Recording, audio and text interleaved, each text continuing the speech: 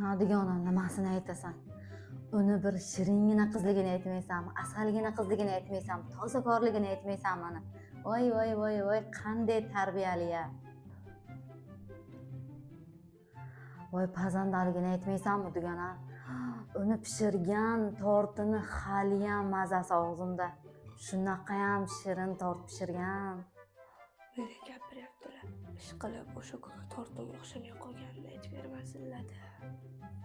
Voy, o'tgan kuni qilgan qozon kabobini aytmaysanmi? Shunaqayam mazali qilganki, uncha-muncha povurlar ham unday shirin qila olmaydi. Eritib yuborgan, go'shtlar xil erib ketgan.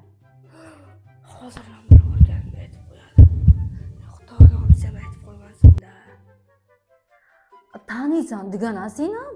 Dili deganani qizi-da.